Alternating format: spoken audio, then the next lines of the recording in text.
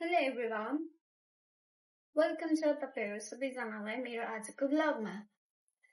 अनि म आज के गर्न गइरहेको छु भने नेताको जस्तै भाषण हो नि। इलेक्सन चलिरहन्छ नि त सो हुन पर्छ यस हैन। नो डिस्ट्र्याक्सन है। आज म के बनाउँछु भने देखिन आज मेरो छुट्टी छ। मेरो क्लास सकेर म प्लम स्ट्रीट गएर यति धेरै सामान लिएर आएको 2 झोला। अब यो मैले सामान अनबक्सिङ गर्छु अनि मैले चाहिँ आज खाना बनाउँछु। के बनाउँछु भन्दाखेरि म तपाईहरुलाई देखाउँछु है। तपाईहरु हेर्ने अनि मैले जस्तै खाना बनाएर खाने। ओके? म त्यस्तै मिठो त बनाउँदिन, त्यही पनि बाँच्नको लागि खाना त पर्छ, सो बनाउन पनि पर्छ। फेरि पनि स्वागत छ तपाईहरुलाई मेरो भ्लगमा। अब ढिला नगरिकन अब माइक हस्तान्तरण गरौँ भने कोही छैन हैन। Let's clap for me. म हो आजको के भन्छ त्यसलाई प्रोग्रामको मैले बिर्से वर्ड। कार्यक्रम सञ्चालकलाई माइक हस्तान्तरण गर्दै म मेरो सामान अनबक्सिङ गर्छु है त ल। Okay, let's unbox my Nepali स्टोरको सामान है त। Okay, let's. यो चाहिँ हो हाम्रो रातो आलु। यो चाहिँ हो अचार बनाउनको लागि काँक्रो। यो चाहिँ हो मेथीको साग। अनि यो हो चम्सुर पालुङ्गो। सरी, चम्सुर पालुङ्गो आई डोन्ट नो, म कन्फ्युज हुन्छ है। चम्सुर पालुङ्गो भने अर्को हुन्छ, यहाँ अर्को पनि। अनि यो हो हाम्रो लिटल बिट फाइनी स्मल अदुवा। अनि यहाँ चाहिँ हाम्रो अलिक गरम छ यो चाहिँ उचाल्न हैन। यो चाहिँ प्याज है।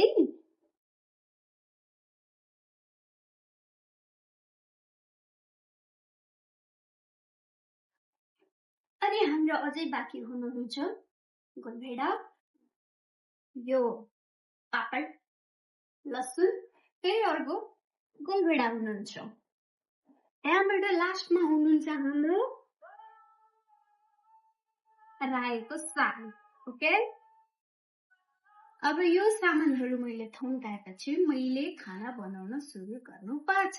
ओके, अनि यो मिट मसला आज म मटन पनि बनाउँछु। अनि यो अचारको लागि के भन्छ यसलाई,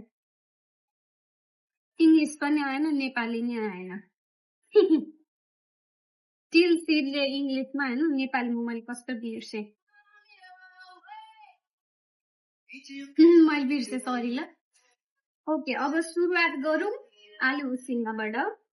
स्मल टाइनी क्यूट पोटाटोहरूलाई अब बोइल गरौँ है त अचार बनाउनको लागि। मैले चाहिँ यहाँ आलु रेडी बनाएर अचारको लागि बसाल्दिएँ। मेरो चाहिँ आज गर्नुपर्ने काम धेरै थियो, त्यही भएर दिमाग घुमेको छ, त्यही भएर मै घुमिरहेको छु यहाँ। ओके, अब सबै कुरा छोडौँ, अब पकाउनेतिर लागौँ है त। मैले चाहिँ प्लम स्टेटबाट रायोको साग पनि लिएर आएको थिएँ। त्यहाँ चाहिँ कस्तो राम्रो रहेछ कि, हेर्दाखेरि कस्तो खाम लाग्ने, तर नेपालको जस्तो स्वाद त आउँदैन हैन, थाहा छ। त्यही पनि अब हरियो पर्यो त खानु पर्यो, आँखा तेजिलो देख्नलाई हैन।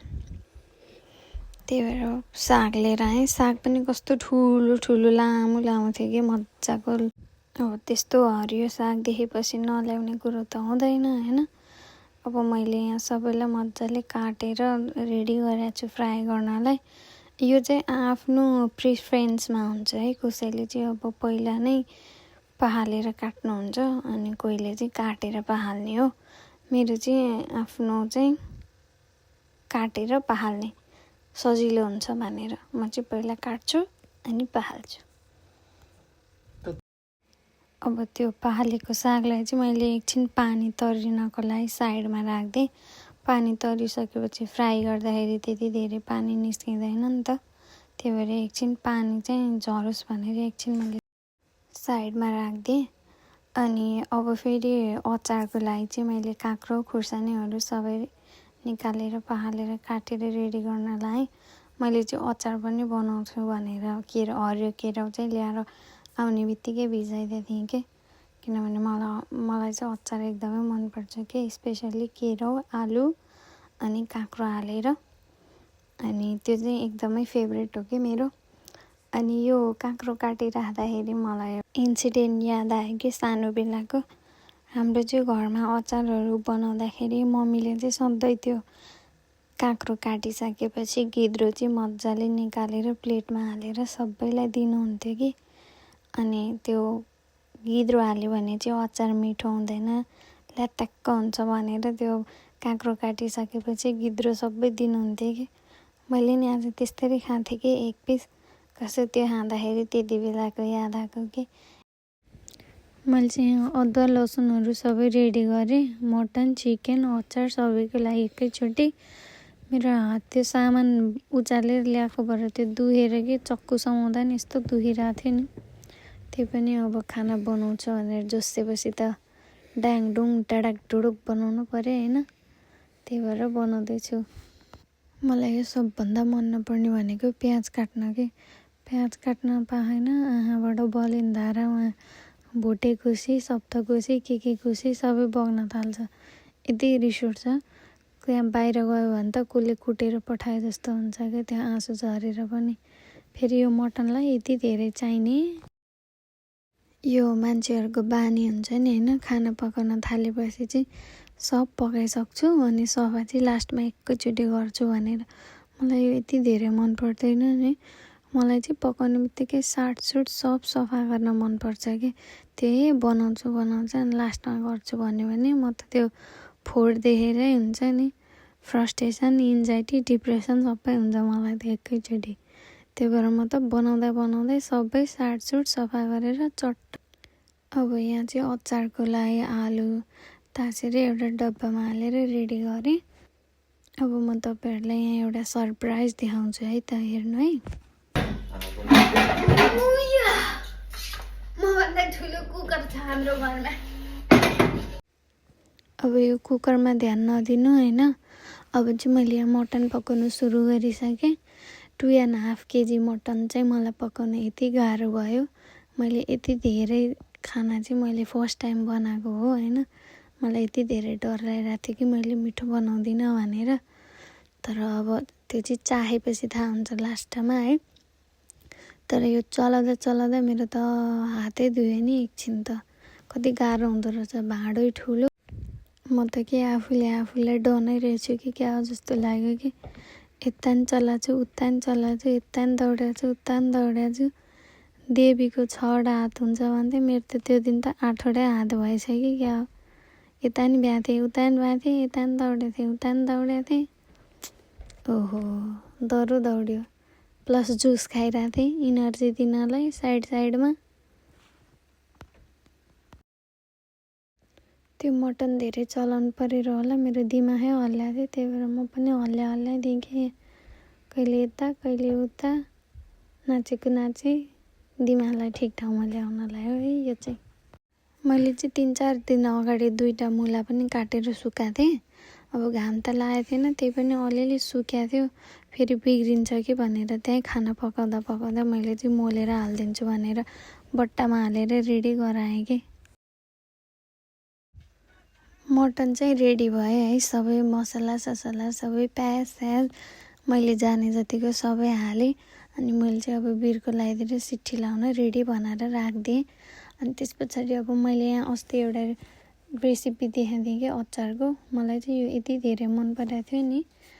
अनि म त कुरामा यो गोलभेडा बिचरालाई त बिर्सिछु, डढेछ टाँसेछ। त्यही पनि डढेको जति फालेर अलिअलि भए पनि उ गरेर मैले अचार चाहिँ बनाएँ। मिठो भएको थियो, तर डढेको टेस्टहरू केही याद थिएन। डढेको भन्दा पनि टाँसेछ क्या पिठमा पानी सुकेर। मलाई त यादै भएन छ त्यो मासु चलाउँदै म त। अब मेरो यहाँ कटिङ स्केल हेर्नु है, कस्तो खतरा चुटुटुटुटु पारेर काटेछु नि मैले। ओहो, यस्तो त कसले काट्छ, मैले मात्र काट्छु। यहाँ चाहिँ मेरो गोलभेडा र प्याजको अचार रेडी भयो है। अनि त्यस पछाडि यो साग, अनि यो अघि रेडी गरेर राखेको सबै कुरा यो अचारको लागि। अनि यसमा छोप सबै हालेँ अनि मजाले मोलेर अचार 2 थरी अनि साग रेडी भयो। हेर्नु त यो अचार, हेर्दै कस्तो खाउँ खाउँ लागेन, मुखमा पानी आएन। वाउ, यो चाहिँ मटन रेडी भयो यहाँ यो ठुलो कुकरमा। अनि त्यस पछाडि यो चिकन, मटन नखाने मान्छेलाई चिकन। अनि त्यस पछाडि हाम्रो अर्को के छ भन्दाखेरि रायोको साग। ओके, अनि त्यस पछाडि अचार, अनि त्यस पछाडि अर्को अचार। अब मेरो लास्ट काम अझै बाँकी छ।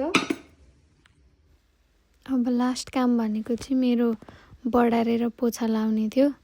त्यो भइसकेपछि चाहिँ अलमोस्ट क्लोजिङ जस्तै भयो भनौँ न। फाइनली मैले सबै बनाएर सकाएँ। हात कहाँ काट्यो के भयो केही थाहा छैन है। जस रमाइलो भयो, आफै एक्लै गाना बजाउँदै मजाले बनाएँ मैले। सब सफा पुसेर सब भइसकेँ।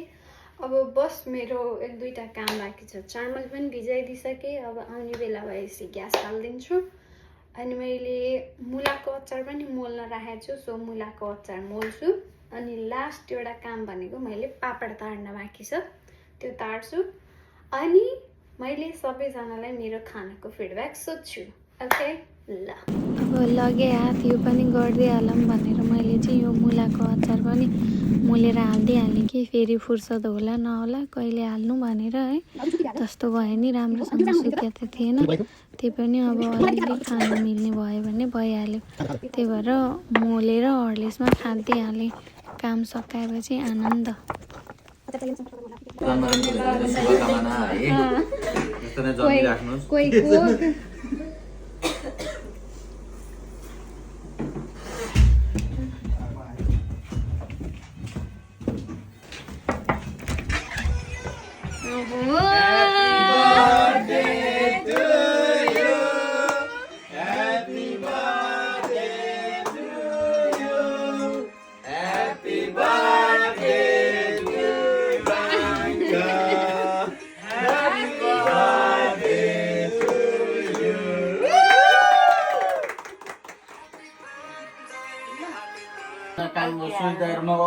यो चाहिँ एउटा मेरो बर्थडेको ग्रुप फोटो। अब यतिन्जेलमा त थाहा पाउनु भयो के रहेछ आज भनेर होइन। भाउजू एकदम मिठो, दामी राम्रै छ, ठिकै छ। तिमीलाई अब अर्कोचोटि मैले तिमीलाई एकदम मिठो। मैले 10 मा 9.5 ल, म 10 मा 10 दिन साल पछि पिरो भएको भए म त 9.5 दिन है। अब आशिष ल फेरि गराउँछु नि भन्छ। ल अनि सुधारको बुढी भएपछि अनसेप हुने कुरा हुनु नि त, सेफै हो नि उहाँ नि। सेफको बुढी सेफ, अनसेप हुने कुरै हुनु। कस्तो थियो भन्नु त ओभरअल मिठो थियो, लास्ट मिठो, मलाई पिरो भयो। अब यो चाहिँ मेरो इन्डिङ भिडियो हो होइन। मैले एक्सपेक्ट गरेको थिइनँ। खास मेरो चाहिँ बर्थडे हो, त्यही भएर मैले चाहिँ अब केही नगर्ने, सबैजनालाई खाना खुवाउने भनेर मैले सबै गरेको थिएँ। अनि लास्टमा चाहिँ अब सुदीपले यहाँ भनेर सबै त्यो प्लान गरेर केक सेक काट्यो। त्यही हो ओभरअलमा। अब म चाहिँ बसिरहेको थिएँ केही छैन भनेर, तर लास्टमा चाहिँ सरप्राइज दिएर बर्थडे सेलिब्रेसन भयो। सबैजनालाई धेरै धेरै धन्यवाद, जो पनि पार्टिसिपेट हुनुभयो मेरो बर्थडे सेलिब्रेसनमा होइन। सबैलाई थ्याङ्क यू। अनि त्यही हो आजको मेरो पुरा स्टार्टिङदेखिको ब्लग चाहिँ मेन थिम के थियो, मेरो बर्थडेको लागि चाहिँ सबैलाई खुवाउने भनेर मैले बनाएको थिएँ। ओके, अब मेरो ब्लग यहीँ सक्यो। आजको लागि यति नै। हेरिदिनु हुने सबै महानुभावहरूलाई हृदयदेखि नै धन्यवाद। See you in next video everyone. Bye.